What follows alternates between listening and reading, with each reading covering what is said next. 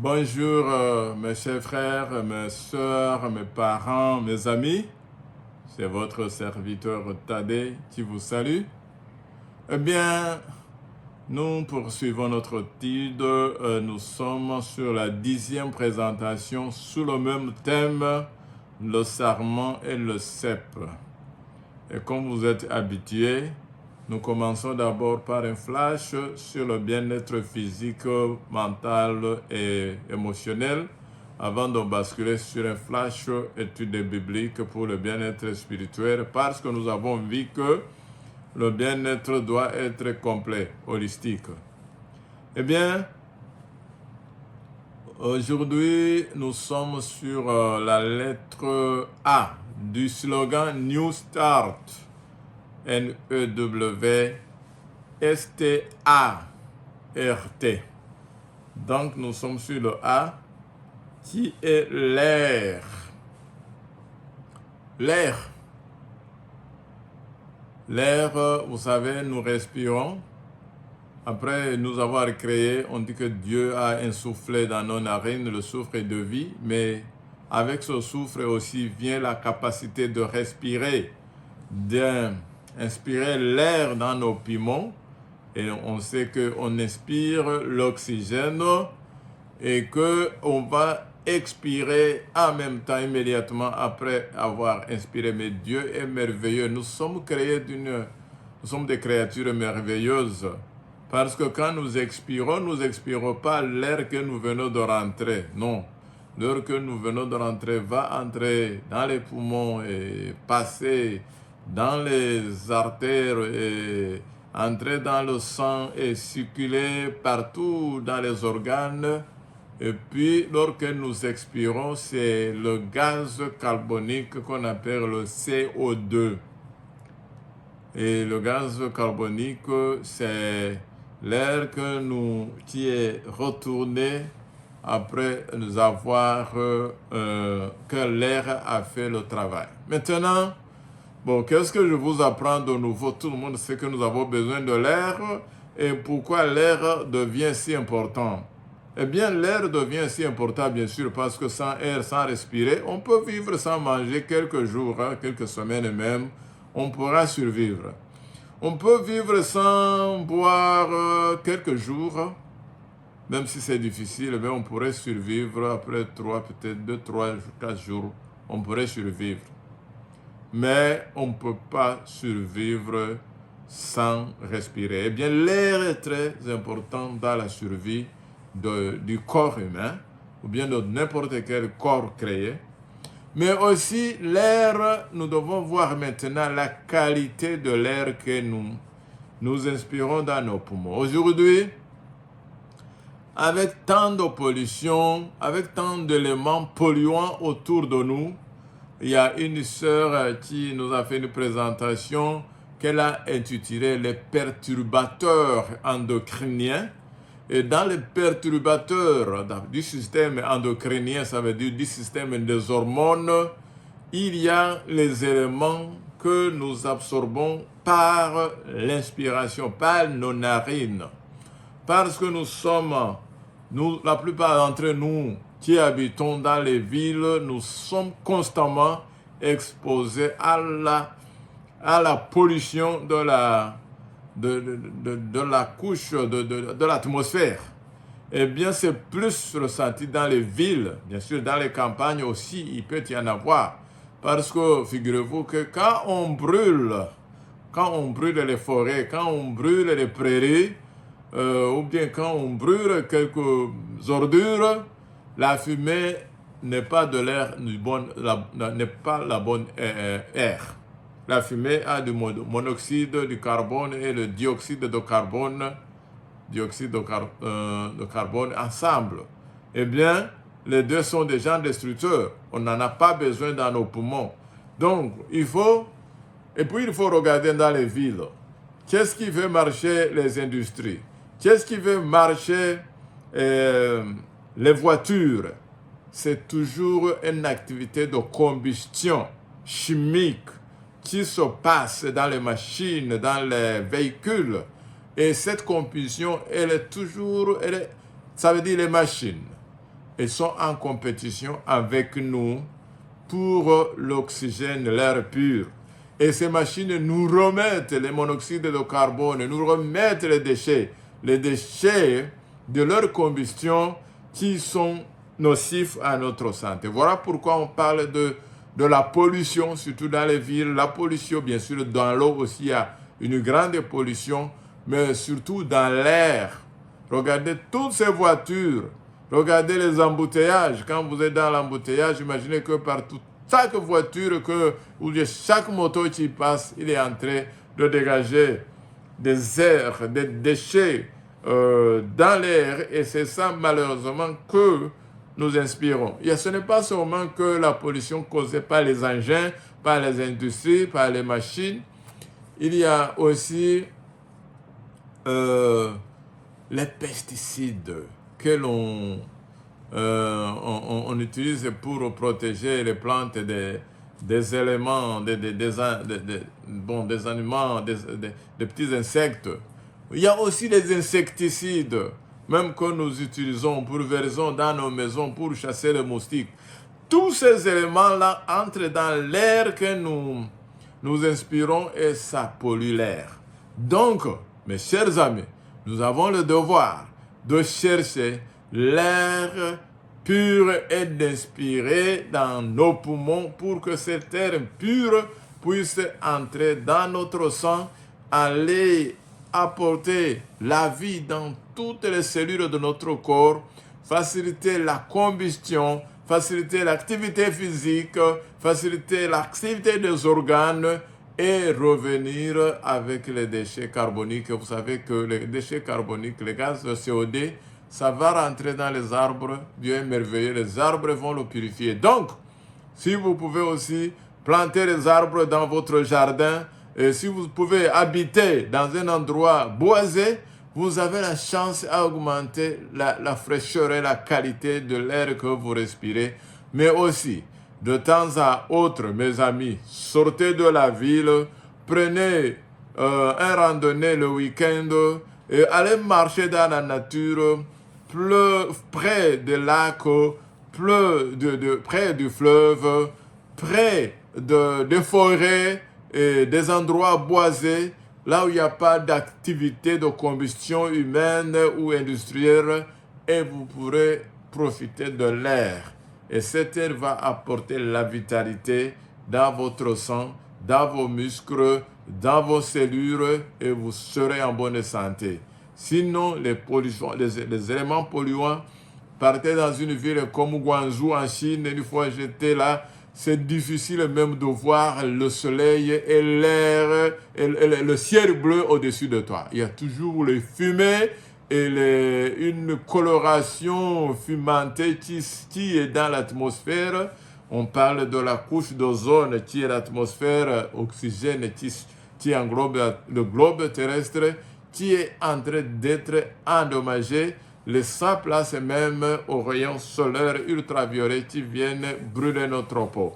Donc, mes amis, cherchons de l'air pur et habitons les endroits où il y a de l'air pur, nettoyons là où nous habitons, là où nous travaillons pour qu'il y ait de l'air pur et allons chercher de l'air pur pour alimenter, approvisionner nos poumons et cela, ça va nous apporter une bonne santé. C'est mon souhait pour vous. Merci beaucoup. On va maintenant basculer sur la plage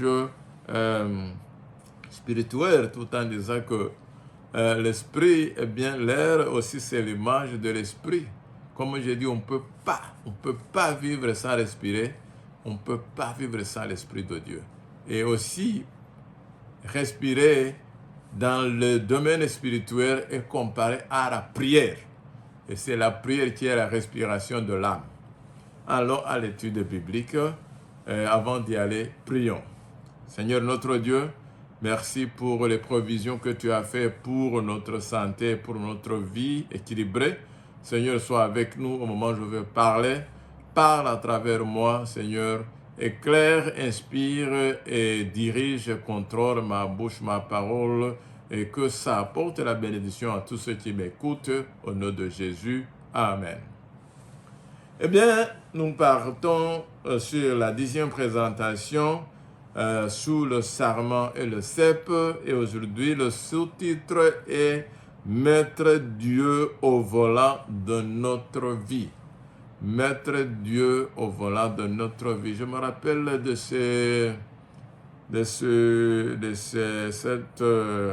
ce chant que j'ai entendu dans les églises. Il est au volant de ma vie, il est au volant de ma vie. Et on parle de Jésus et on chante, mais vous savez,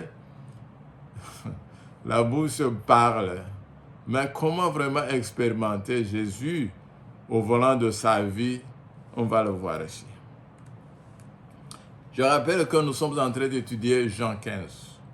Et nous sommes en train toujours d'approfondir le verset 1 à 8. Vous pouvez prêcher sur cette partie de la Bible jusqu'au jour où nous entrerons en Canaan céleste.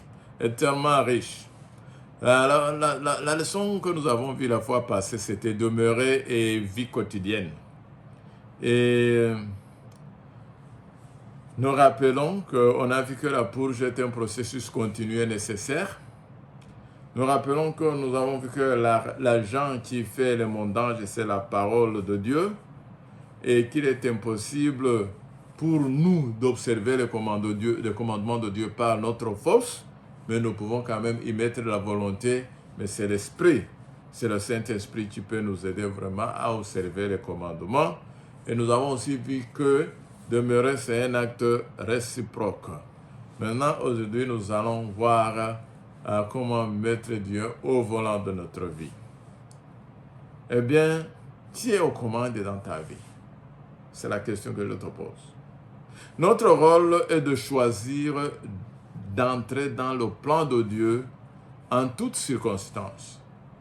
Mais il est si facile de s'en écarter et de se mettre, comme quelqu'un dirait, aux commandes lorsque les facteurs perturbateurs surviennent. Eh bien, il est intéressant de constater que Dieu répond si facilement à notre désir de reprendre le volant. Normalement, il veut nous diriger. Il dit, laissez-moi vous diriger. Nous avons vu que celui qui est la vigne et que la branche ne fait rien que de se soumettre et de porter du fruit qui vient de la vigne. C'est la vigne qui produit le fruit et la branche n'est que le canal. Mais la plupart du temps, nous disons, moi, je vais être au volant. Et Dieu ne résistait pas. Et s'il conduit et dirige nos vies chaque fois que nous voulons reprendre le contrôle, il s'efface et il dit, bon, allez-y. Il ne dit pas, non, arrête. Non, il dit, vas-y. Et toi, nous prenons et nous dirigeons. Et nous voyons que la route est bonne et nous prenons le contrôle. Mais un jour, ou bien une heure, ou quelque temps, nous allons nous retrouver dans la fossée. Dieu ne nous empêche pas. Il sait que nous allons nous retrouver dans la fossée, mais il dit, bon, allez-y, il s'efface. Et il nous laisse reprendre le volant. Et moi, je finis par me retrouver dans la fossée. Et cela arrive tout le temps. Combien de fois vous et moi, nous nous sommes retrouvés dans la fossée après avoir voulu prendre le contrôle de notre vie. Cependant, si cela vous est arrivé, c'est toujours dû au fait que vous avez pris le volant. C'est ce qui se passe dans ma vie. Chaque fois que je prends le volant, je me trouve dans les problèmes, dans la fossée. Et je finis par devoir appeler à l'aide. Oh Seigneur, viens me tirer d'affaire. C'est la routine et cela se reproduit sans cesse jusqu'à ce que nous reconnaissons enfin que notre incapacité à nous contrôler et à nous guider. Et quand nous le reconnaissons, que faisons-nous? Ici maintenant, la solution, ce que la Bible nous propose, c'est aimer Dieu par-dessus tout. Et que tu aimes Dieu, tu vas le laisser aux commandes. Et aussi, la Bible nous propose aussi d'aimer notre prochain comme soi-même. Dans Jean chapitre 15, verset 12, Jésus dit, « C'est ici mon commandement, aimez-vous les uns les autres, comme je vous ai aimé. Quel était le premier commandement?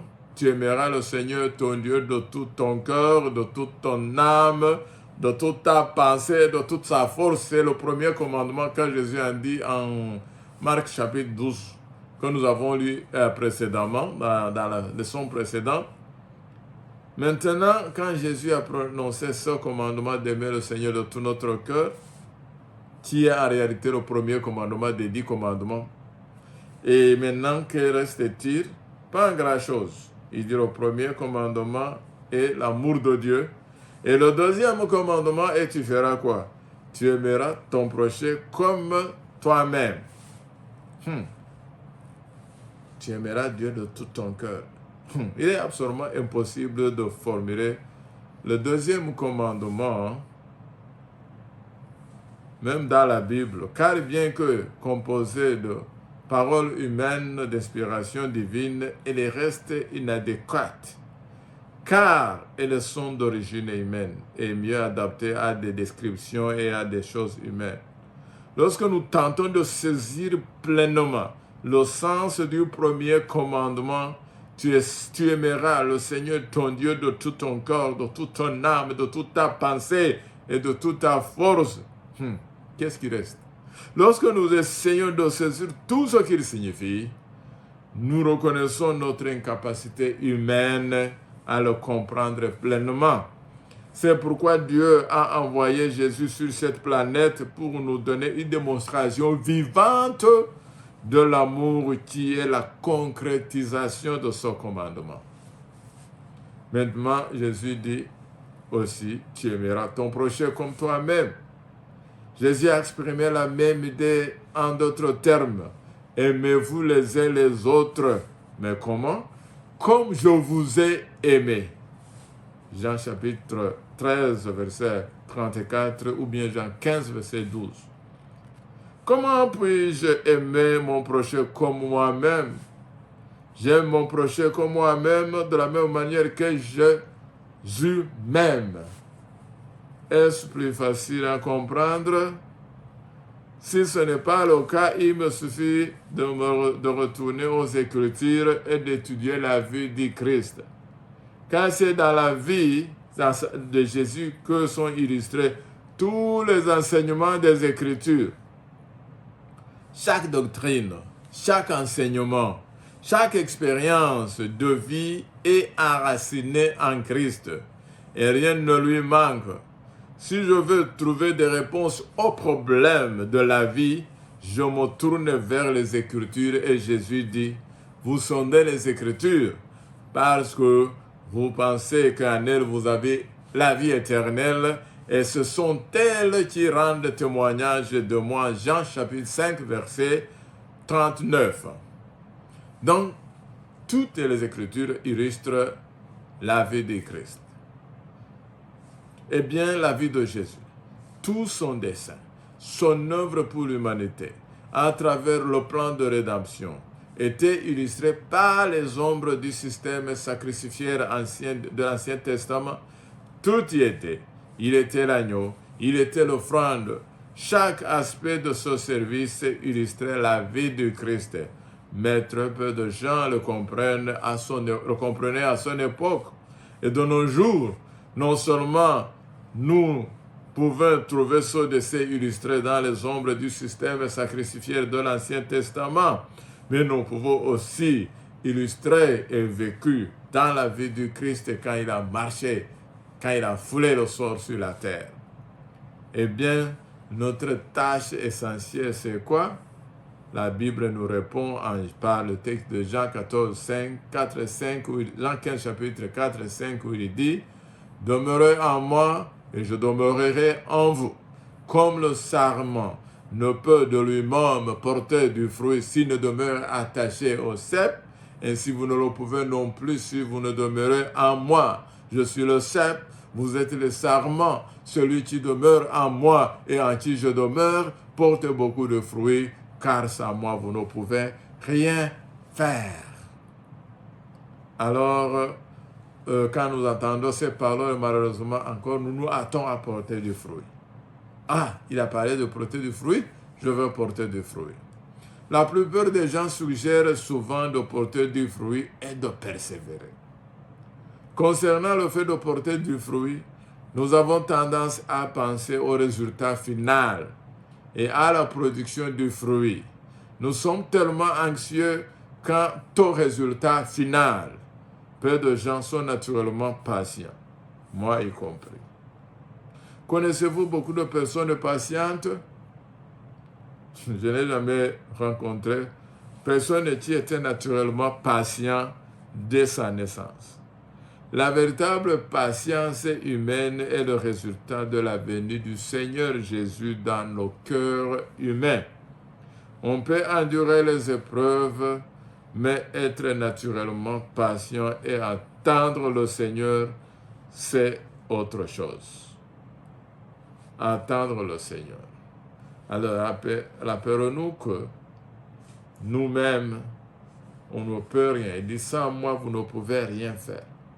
La plupart d'entre nous voulons nous investir à faire des choses par nous-mêmes. C'est la nature même. Nous voulons prouver que nous sommes capables de faire les choses. Et c'est là où notre échec commence. Au lieu de patienter, attendre le Seigneur, se mettre à sa disposition et le laisser faire, nous voulons le dévancer et faire. Quelle que soit la situation, nous ne sommes pas disposés à attendre le Seigneur. Le problème est qu'il vient du fait que l'on est un sarment et qu'on est censé de porter du fruit. En ce qui concerne le résultat final, c'est qu'on ne peut rien y faire. Tout ce qu'on peut faire, c'est rester accroché au cep. Que peut-on faire pour porter le fruit? Peut-on avoir plus de feuilles? Peut-on produire du fruit par soi-même? Y a-t-il une autre chose que vous puissiez faire? Rien. Vous n'avez qu'une seule tâche, demeurer. Demeurer en Jésus, demeurer dans sa parole. C'est la tâche essentielle de la branche. Demeurez, vous insérez dans la vigne de Dieu. Et quelque chose que vous pouvez faire, vous pouvez aussi prendre le volant et vous en sortir à tout moment quand vous voulez. Et Dieu n'en fera pas d'histoire. Il ne s'oppose pas. Il se place simplement à côté de vous et vous laisse voir ce qui se passe. Vous pouvez donc vous en sortir à tout moment. Et beaucoup d'entre nous, ils sont rentrés et sortis des centaines de fois. Au lieu de rester et de laisser Dieu conduire, nous arrachons toujours le volant à Dieu. Et les résultats sont toujours les mêmes, mais nous n'apprenons pas. Comment comparer les versets de Jean 15 à ceux maintenant, peut-être, je dirais ici, que dans l'Apocalypse 15, 22, que nous avons vu que heureux ceux qui lavent leur robe, c'est bien ces gens, ce verset veut dire aussi ceux qui demeurent en Jésus, si vous voulez, c'est la même chose. Mais je vous dis que si vous voulez, tout ce qu'il nous faut, c'est demeurer et demeurer et demeurer en Jésus. Nous allons ici encore récapituler parce que nous avons étudié aujourd'hui comment mettre Dieu au volant de notre vie. Et pour mettre Dieu au volant de notre vie, il faut accepter qu'il soit aux commandes. Il faut lui confier notre vie. Et Dieu nous demande de lui faire confiance. Et aussi nous avons vu que nous devons apprendre à aimer Dieu. C'est le premier commandement. Aimer notre prochain, c'est le deuxième commandement qui n'est pas différent du premier parce que vous ne pouvez pas aimer le prochain si vous n'aimez pas Dieu. Eh bien, et nous avons vu que nous ne pouvons pas faire cela de nous-mêmes. Nous avons besoin seulement. La solution, c'est demeurer et demeurer en Jésus et demeurer encore. Et lui va se charger du travail de nous faire porter du fruit Et donc, notre tâche essentielle, c'est demeurer et nous rappelons que nous ne pouvons rien faire et que nous pouvons seulement demeurer en lui et nous faire apporter. Ma prière, c'est que nous puissions accepter d'être attachés à la vigne et porter le fruit que seul le Saint-Esprit peut nous faire porter. Et comme ça, le monde autour de nous verra Jésus en nous. Et comme nous aussi, nous sommes appelés à fixer les regards sur Jésus, à marcher sur cette terre, à produire l'obéissance parfaite à son Père, et il met cette obéissance sur notre compte et nous appelle à lui faire confiance et à marcher avec lui. Telle est ma prière pour vous et moi au nom de Jésus. Amen.